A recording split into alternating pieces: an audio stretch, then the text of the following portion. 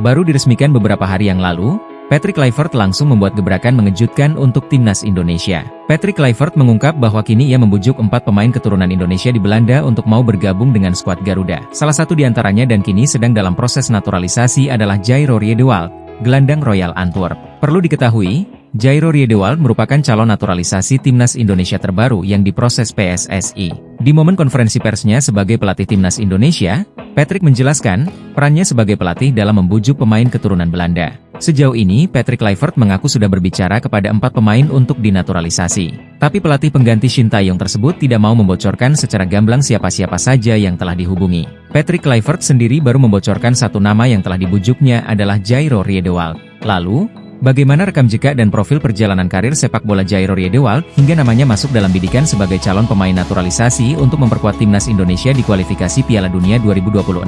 Berikut ulasan singkat mengenai sosoknya. Sosok Jairo Riedewald, calon pemain naturalisasi timnas Indonesia. Pelatih baru timnas Indonesia, Patrick Kluivert, mengonfirmasi bahwa dirinya telah mendekati Jairo Riedewald, pemain asal Belanda berdarah Indonesia, untuk bergabung dengan skuad Garuda. Langkah ini menunjukkan keseriusan Kluivert dalam mencari talenta diaspora untuk memperkuat tim nasional. Kluivert menjelaskan bahwa Riedewald merupakan salah satu pemain keturunan yang sudah berbicara dengannya terkait rencana naturalisasi. Pelatih asal Belanda itu mengungkapkan pentingnya melibatkan pemain-pemain diaspora untuk meningkatkan kualitas timnas Indonesia. Saya tidak tahu apakah saya bisa sebut namanya, tetapi ada satu nama yang bisa saya bilang, Jairo Riedewald. Saya sedang berbicara dengannya, ungkap Kluivert. Lebih lanjut, Kluivert menegaskan bahwa proses perpindahan kewarganegaraan Riedewald akan segera dimulai. Ia optimistis langkah ini dapat memberikan dampak positif bagi perkembangan tim, sekaligus membuka peluang bagi pemain keturunan lain untuk mau bergabung ke timnas Indonesia.